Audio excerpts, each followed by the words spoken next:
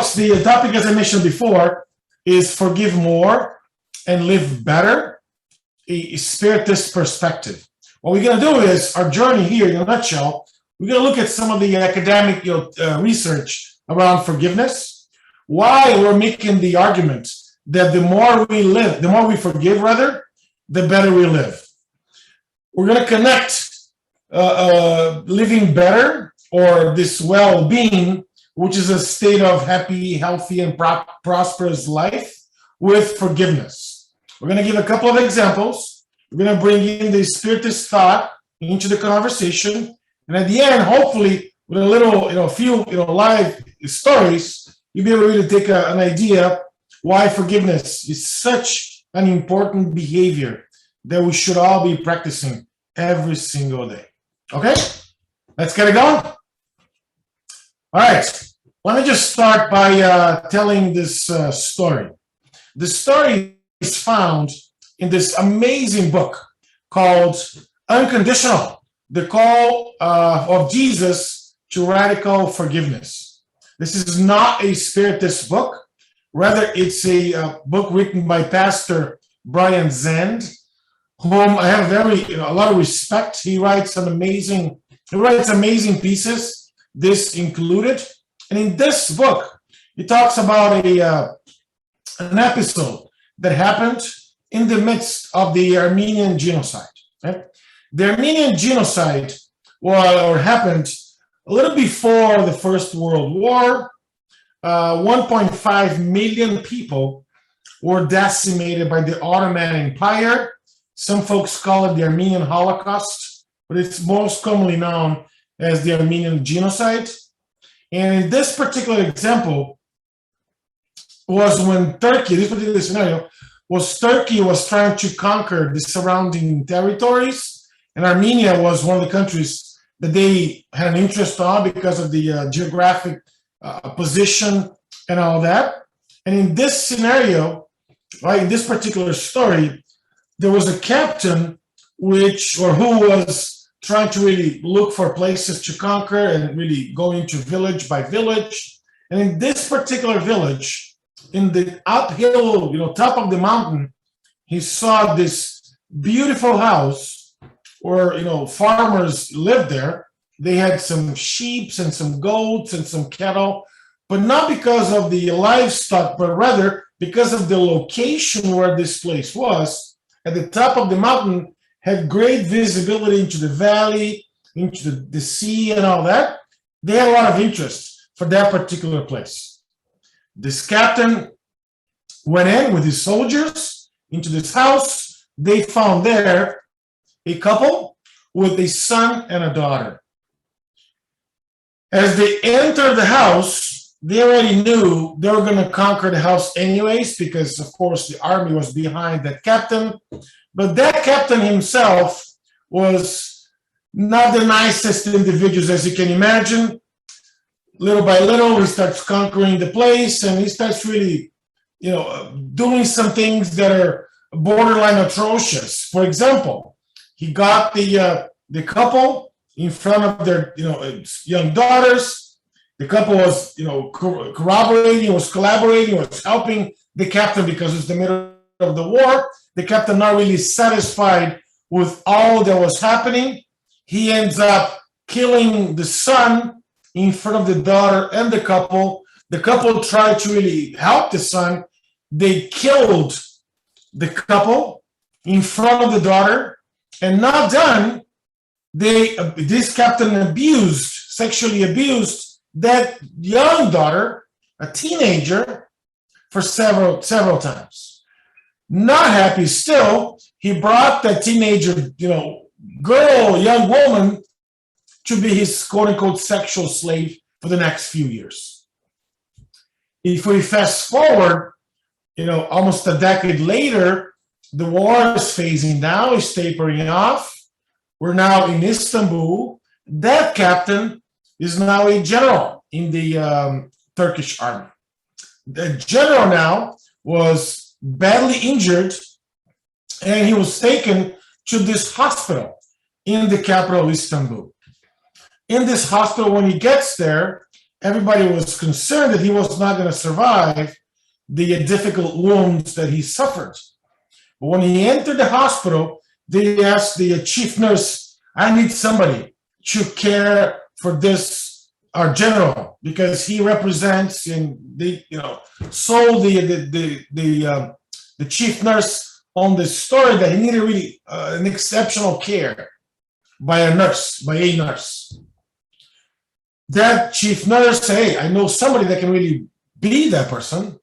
And that, she picked up one of the nurses, she selected one of the nurses, and that nurse cared for this general for almost 6 months. This is already 1926. The war is pretty much over. First World War is over. The genocide is over. And then after that long treatment, the nurse took very good care of that general. All the wounds were gone. She sometimes even slept side by side with him, providing exceptional care by that Armenian nurse. He was on the blink of waking up. Once he woke up, he was very surprised that he was able to survive. And they told him, you're here because, you gotten some exceptional care in the hospital, and he wanted to thank all the doctors and the chief nurse for the help. And she said, no, don't thank me. You should thank the nurse right there, because she was the one who dedicated a lot of her free time caring for you, General. So he goes and really starts talking to her, and he says, hey, nurse, I really want to thank you for all the things that you've done for me. I wouldn't be alive, as you know, if it weren't because of you. My, deepest gratitude for you. And then when he said that, she said, no problem. I'm always happy to help. And I'm glad that you recovered, and small talk. And then by her voice, he recognized that he knew her from somewhere. And then he asked, do I know you? Have we met before? And she says, yes, we have, sir. Where have we met before? And then she started telling the story. Once it was up in the mountains, you entered my parents' house, you did this, you did that. And the general was dumbfounded, as you can imagine. He couldn't really understand what just had happened. The girl that he took upon his arms to be his sexual slave, the same young woman whom parents and brother were killed in front of her, she had saved his life. And then he asked the fatidical question, why didn't you just let me die? He asked her that question. And in this gesture, she opened her arms, mimicking the cross image, and said, because he whom I follow asked me to forgive no matter what. My friends, I hope you got the gist of this story, and that's why obviously it's really a call of Jesus for radical forgiveness. The exceptional care provided by the Armenian nurse was even more so given the fact that she was at one point abused, and she was at one point the victim of atrocities committed by that general. But despite those, she was following a quest. She was following a direction from Jesus himself that has asked all of us to forgive no matter what.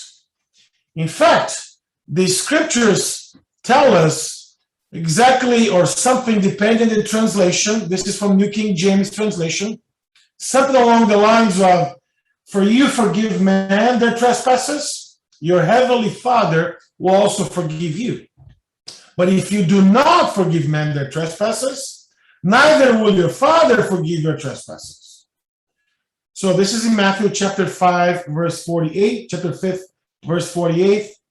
And when we look at this, the message behind what Jesus was asking us to do is saying pretty much, guys, you better forgive. Because if you don't forgive, how do you expect God to forgive you, your trespasses? Because guess what?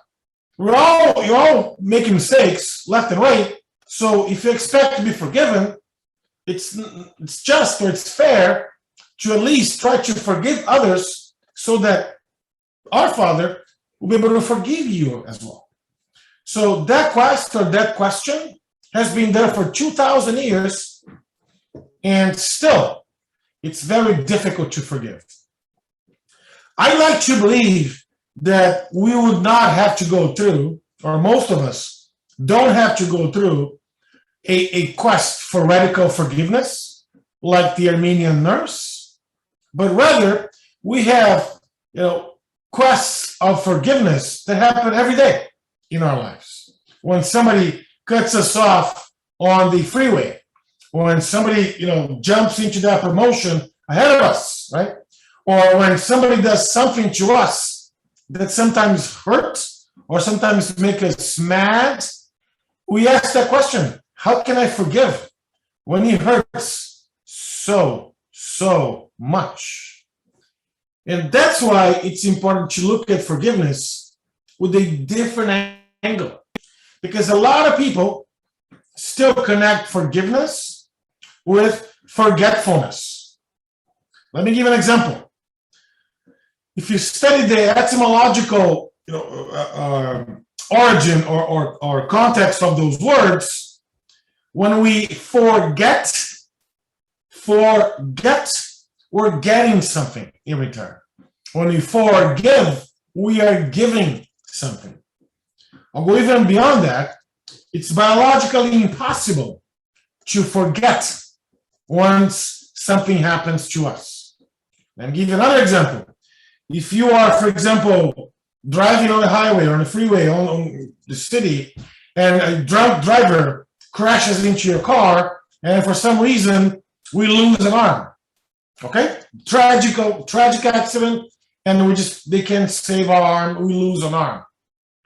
It's impossible to forget because you're going to look at your arm, you're not going to see your arm there any longer.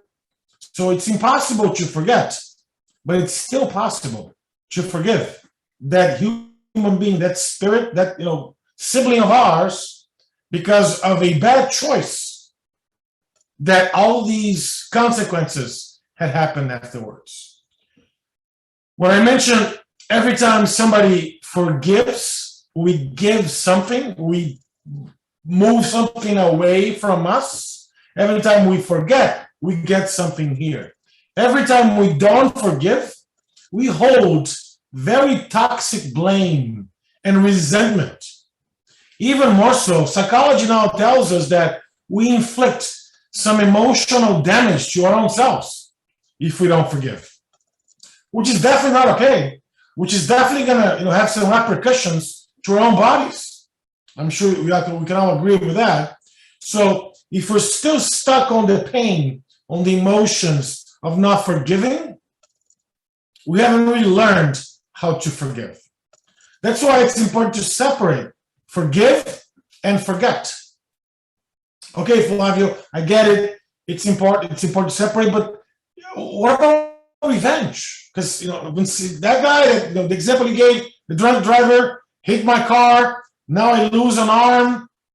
I want to just do something for that individual. I'm revengeful. I need to do something. I feel like something happened to me that I have to act on. Yes, that is correct. That's our first emotion that really comes to mind. Revenge, it's something that's important to be understood. Even so that this amazing author, Dr. Brian Adams, again, not a Spiritist author, but an amazing author nevertheless, writes this book called The Power of Forgiveness, Releasing God's Power. And in this book, he talks about revenge as a normal process or a stepping stone for us to get towards forgiveness. Let me explain what are the steps according to Dr. Adams, and he describes. First, the person sees that some harm or a hurt was inflicted. The arm is no longer there. I can say, I'll never be able to forget that. I mean, I can see it, right? Then the person concludes that that was caused by somebody else. That was not a lightning that caused this. That was not, no, it was caused by Joe Blow, Mary, Louis, whatever. It was a person who really did this, right? Then the person believes the individual suffered the act. The person believes the harm was not just, was not justified, was not, fair. This is not how you do things and all that. And then our brains continue. And finally, we feel the desire to retaliate. These set of emotions, of course, Dr. Adams, are going to be part of every time a situation that sparks the lightest motivation for us to be revengeful. And according to him, I'll go even beyond. He argues in his book that every single one of us has these revengeful thoughts. So we just can't deny them. We have to understand them and work towards them. Okay? All right, so let's go back to the gospel. Because when Jesus mentioned the Beatitudes, I'm sure you've seen them, right? In this passage, for example, Matthew explains some of the situations where the disciples were dealing with wrongdoings in the church. They were dealing with people doing wrong things for them inside the church. And Jesus uses forgiveness as the key, as the master key to open doors for this quote-unquote promised kingdom of heaven. Let's see. Blessed are the merciful, for they shall obtain mercy. If your brother sins against you, go and tell him his fault between you and him alone. If he hears you, you have gained your brother. Peter came to him and said, Lord, how often shall my brother sin against me, and I forgive him? And if, for those of you who remember the scriptures, when Peter, Simon Peter asked, Jesus that question, that was the response of how many times I have to forgive my brother before he sins against me.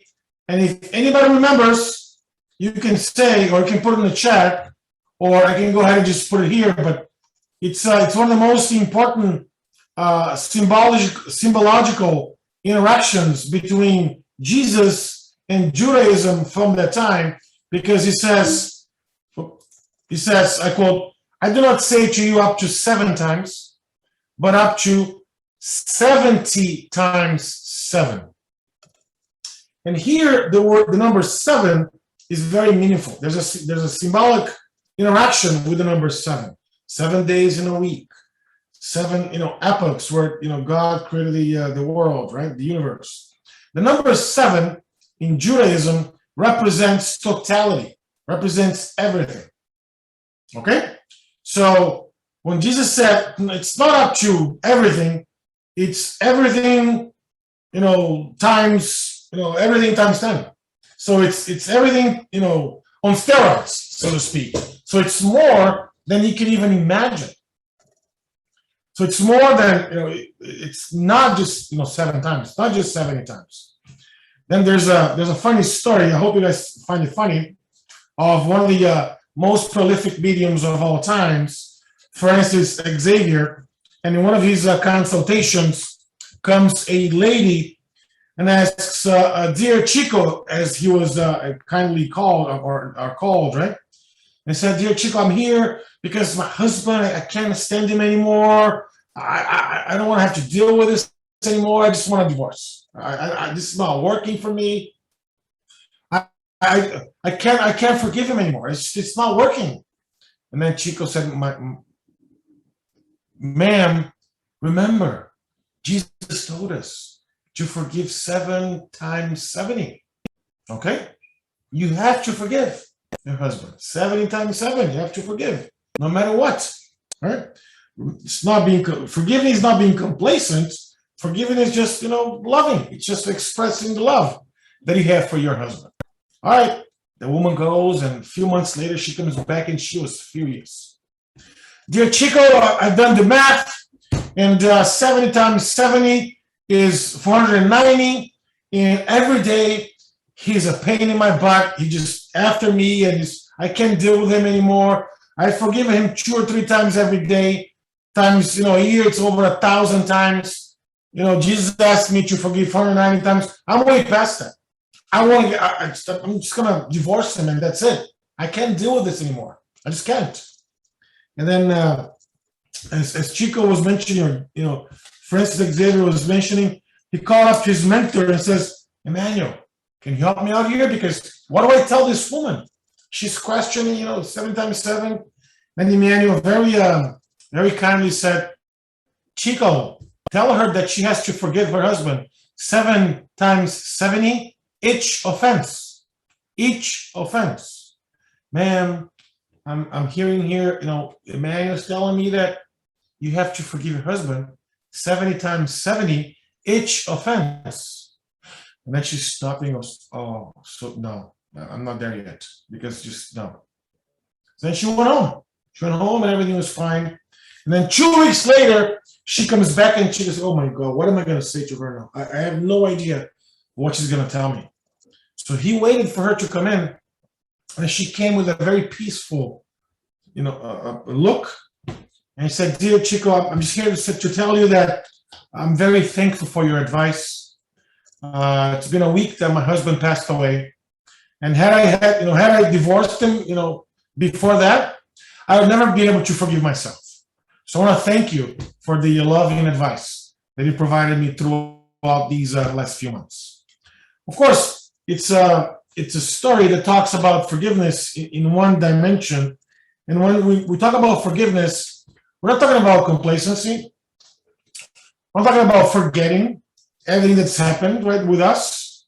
We have memories. As I mentioned before, it's biologically impossible to forget things that happen to us because our memories, they have connections that drive emotions. As I mentioned, if I lose an arm in an accident, or if a child breaks a crystal vase, right? The vase can be put back together, yes, but it's not going to be the vase again. So when we talk about forgiving and forgetting, those two are very separate emotions, and they have to be kept separate. Unfortunately, some folks, mix and match them. What we're trying to say here is that, as we learned from Joanna the Angelis, the spirit author, she says, forgiveness benefits those who forgive because it gives them, or gives us, a peace of mind, emotional balance, and mental clarity. Okay? So every time we forgive, folks, there are a lot of benefits for us that are forgiven. It gives, at least for us, the peace of mind, the emotional balance, and the mental clarity.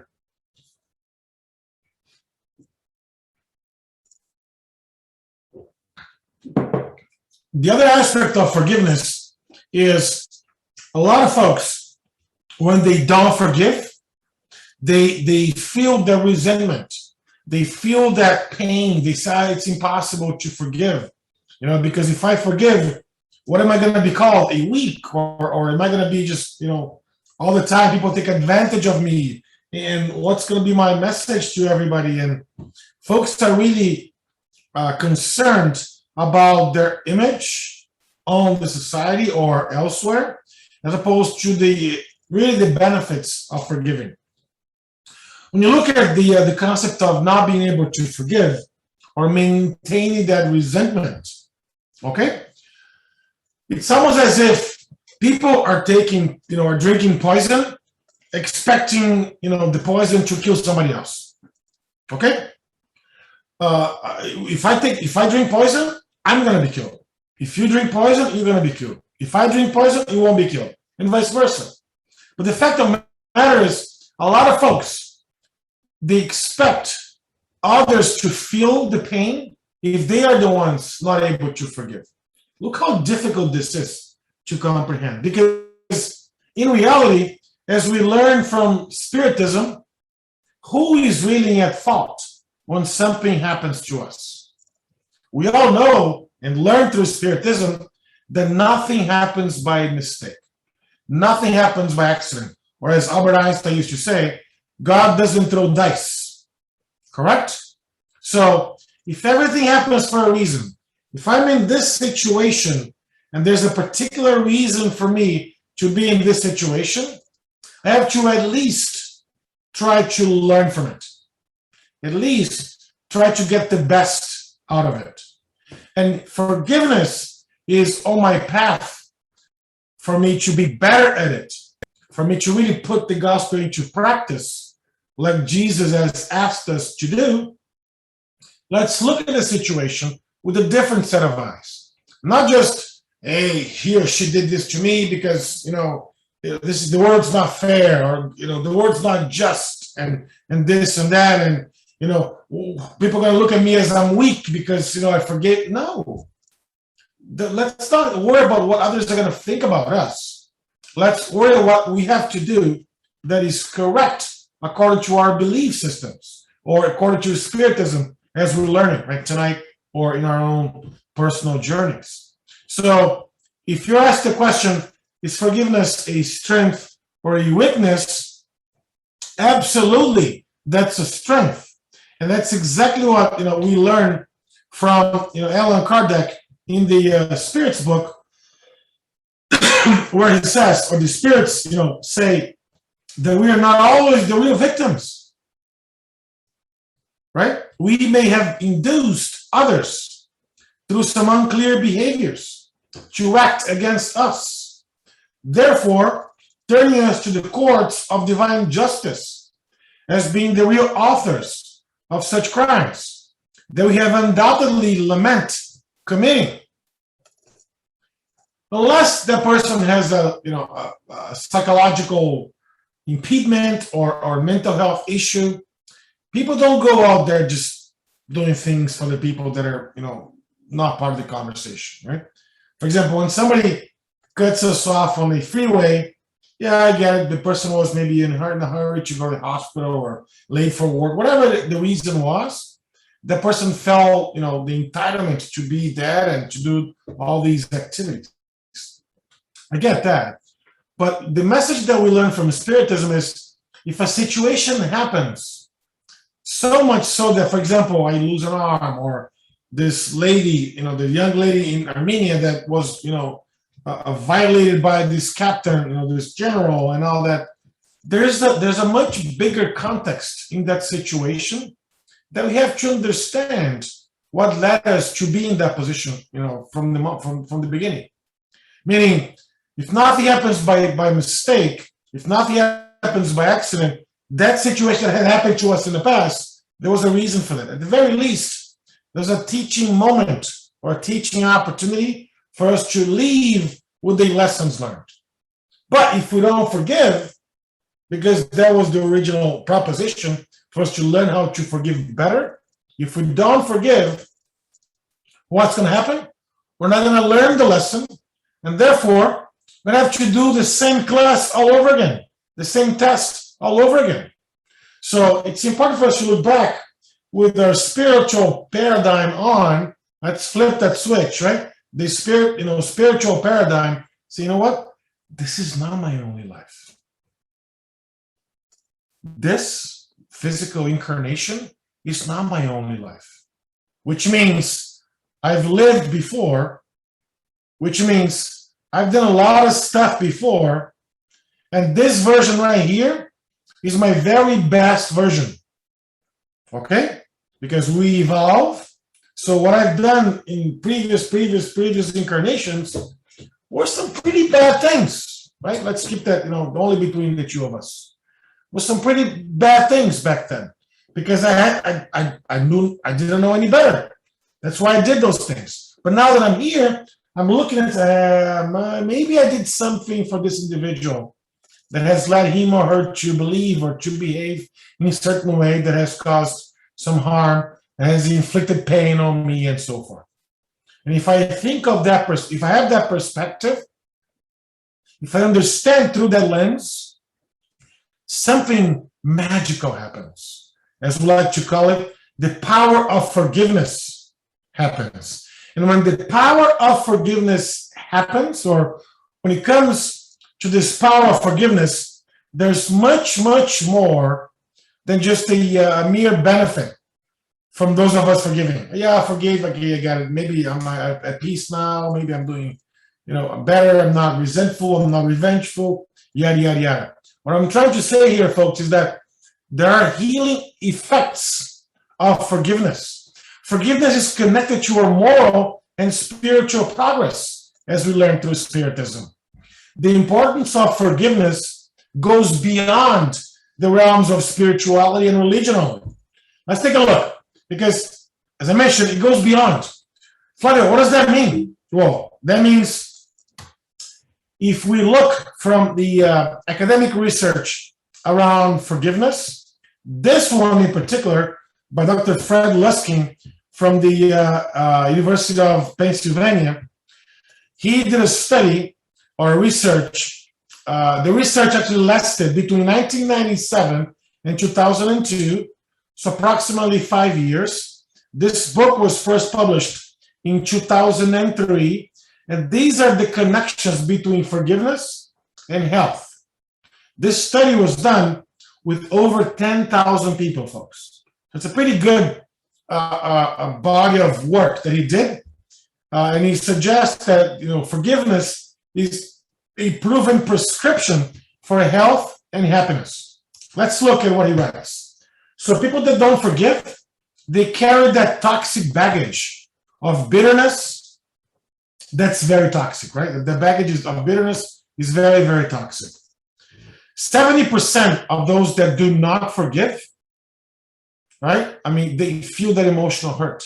Or 70% of those who forgive, right? They decrease in the feelings of emotional hurt. 13% decrease in long-term anger. 27% decrease in physical stress symptoms like headaches, backaches, sleeplessness, upset stomach, and all that. 34% increase in goodwill towards the offender. When all these things happen, we remove ourselves, or we move away from the toxic baggage of bitterness. That's what he's trying to suggest in this research. Okay? Yeah, this is only one research, right? I mean, this is only one doctor, and he's a cardiologist. I get it, yes, but no, it's not only one research. There are many others. This one, for example, from here in Massachusetts, Harvard Medical School, Dr. Benson, and he argues that there are healing through forgiveness. Because if you look at the opposite, the very opposite, resentment and hatred are associated with many cardiovascular problems. Every time we hate, we feel that hatred, our heart feels. And our cardiovascular system shows the results. Therefore, at the end of the book, he argues that forgiveness reduces anger and stress. And guess what? Between 60 to 90% of all physician visits are really stress related. So every time we forgive, Dr. Benson argues, we liberate that hatred, that anger, resentment, bitterness, hostility. In his 35-year career, when the book was written, Dr. Benson published a lot of publications. I mean, 150 plus publications. He published many books. He even founded in 1988 the Harvard Medical School in partnership with the Massachusetts General Hospital, the Mind Body Institute, which was an institute that had the mission to really study the effects of our mind. Let's talk about religion, but our mind conditions to our own bodies. The way we behave, the way we feel, the way we react, the way we understand the situation. One piece of that research that he was, very adamant on talking about is that guilt and resentment can definitely exacerbate health problems. And all of his studies, he showed that every act of forgiveness results or really, drives less anxiety, less depression, and also increases self-esteem. So this book, my friends, is a great companion. It's a great research package in this timeless healing, where the power of biology or belief, the power in biology of belief, because he talks about belief in forgiveness, really being the drivers of us living healthier, more fulfilled lives. So both Dr. Benson as well as Dr. Luskin, they talk about the more we forgive, the healthier lives we'll live. Okay? All right, so let me bring one more example. This one's a very dear to me because I've had the pleasure of meeting, Roland Cotton, a few years ago. Let me tell you his story, if I may. So Roland Cotton, in 1984, was walking back from his place of work. He worked as a baker. So after working the graveyard shift, or 11 to 5 or 6 in the morning, he was walking back home, where the police arrested him for a crime that he did not commit. Okay, he was charged with the murder of Jennifer Cotton. I'm sorry, the rape of Jennifer Cotton. So hey, I did not do it. That was not me. I'm sorry. You got the wrong person. Yada yada. That doesn't really help, and he gets put into the jail, and all these things happen, and he was wrongfully sentenced to life in prison for raping Jennifer Thompson. He goes to jail. He's, of course, he's devastated. His life is gone. He's going to spend the rest of his life in jail and all that. And then what happens? His father, who was a pastor, tried to help him, got a different lawyer, and all sorts of legal activities going. And then they try to submit for a retrial. They send new evidence for a retrial. They try to really bring some other witnesses that saw him working all night long and stuff like that. And at the end of the day, the first ruling still prevails. But now the judge got really mad because they went for a retrial. Now Roland Cotton is sentenced to death for a crime that he did not commit. So before he had life in prison, now he got the death penalty. He's beyond devastated. Can you imagine being sent to jail for a crime he did not commit? Ronald lived a very upstanding life. He was a hardworking individual, working at a bakery, making bread, making food for people. His father was a pastor. Okay, and he was a law-abiding citizen. And then, gets worse. Inside the jail, he meets the person or the perpetrator that committed that crime, that really raped Jennifer Thompson. And that person even jokes, hey, you're the one paying for the crime. I did it. Oh, loser. Yeah, of course, used much stronger words, but oh my God. That situation drove him crazy, as you can imagine. He calls up his father. Father, can you come and visit me, because something is happening here that I can't fathom. I gotta talk to you. So talking to his father, he goes, Dad, I met the person who raped Jennifer, and he's here because some other crime. I'm not gonna be able to leave, the prison system. I'm here until they kill me, pretty much. So what I'm gonna do is I already bought a shank, prison knife, and I'm gonna kill him. Ronald, his father said, no, you can't do that. No, that's wrong. We don't do these things. No, God must have a plan for this criminal injustice.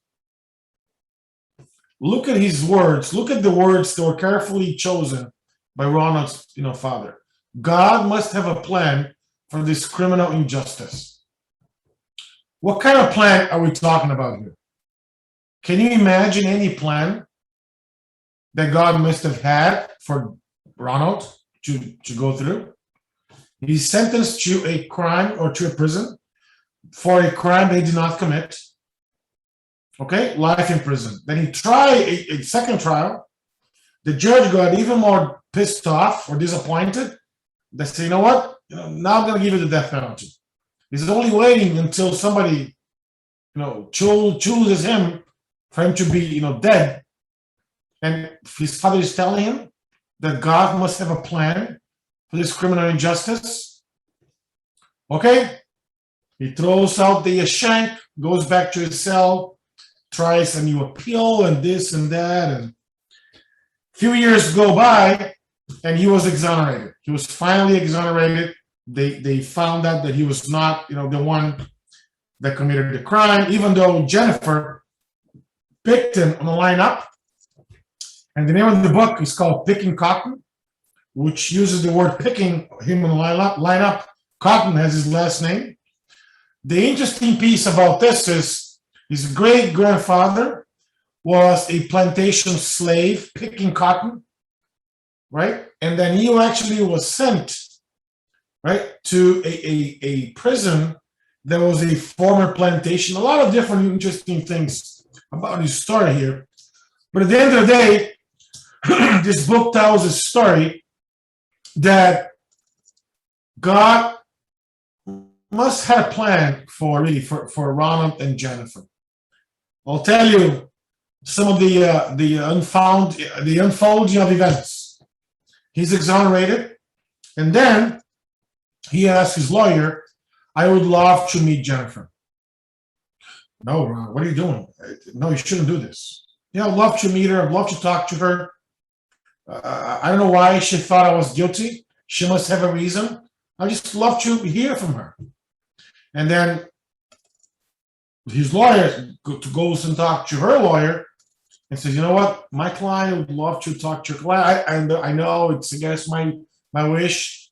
And then, truth be told, Jennifer also wanted to, ask Ronald for forgiveness because she had actually taken 12 years from this, person's life. He spent 12 years in a prison for a crime he did not commit. So they agreed to meet at a neutral place, and they got there, and then they met, and then when they saw each other, they're very moved by a lot of emotions. I'm sure you can imagine the situation, and then they hugged for 21 minutes. Let me ask you something, folks. When was the last time you hugged somebody for 21 seconds? Imagine those two hugging each other for 21 minutes. Tears dropping. One asking the other for forgiveness. Jennifer was a very young lady. She had never, any interactions with any black people in her life. The first person she was, told to believe was the perpetrator, she thought that was him without remembering anything. He actually, felt very bad for her, obviously. Ronald was a good citizen. He's a good citizen. And then what happens, remember the father's question? God must have a plan for this to happen. Ronald and Jennifer are very vocal now. Look at them on 60 Minutes. Look at them on some college, university speaking events, law schools. They go all over the world talking or really protesting against the death penalty. Here's the situation. If you and I go and speak against death penalty, Flavio, Joey, Larry, when Ronald and Jennifer speak against the death penalty, things change. Fast forward to today, Jennifer had 2 kids while Ronald was in prison. She had her 3rd kid. Ronald is the godparent of her kid. They developed this beautiful friendship, amazing friendship. They're best friends now. They still live in North Carolina, in the US. As I mentioned, they travel all over the world really to speak against the death penalty, to really protest against all these activities in and around the death penalty. So when we see the message, or when we hear the message that Jesus has asked us to forgive, we align the example like this, an example like the Armenian nurse that provided exceptional care. Obviously, these individuals, they have a history behind this. We don't know their full stories, but we know at least the kind of stories that we are all inserted in. We have an idea what kind of stories are coming to us, because usually those stories are the situations where we need to work on something, are the places, the people, the locations, the emotions, the situations where we have to learn from those. And if we tie that to Jesus, the psychotherapist par excellence, according to Joanna the Angelis, he really taught us the indistinct, unconditional, and constant forgiveness. When he did that, according to Joanna the Evangelist, he highlighted one of the most beautiful behaviors, which are definitely responsible for our integral health and mental balance. That's why when we talk about forgiveness as being the most important tool for well-being, the most important tool for well-being, we're talking about a healthier, more prosperous, more fulfilled life, if or as much so as we forgive. Folks, I hope this has been helpful for us to really grasp the idea behind forgiveness, because every time we forgive, we're not weak. On the contrary, we're very strong. It takes a lot of guts to forgive somebody. It takes a lot of courage to forgive somebody. It takes a lot of discipline. It takes a lot of energy to forgive somebody. But when we do, the results are amazing. The results are beautiful because they get translated to our lives becoming better, to our lives being more fulfilled, to our lives being healthier ones, to our lives being filled with well-being, filled with joy, filled with happiness, filled with bliss. However we want to describe it, the more we forgive, the better we live.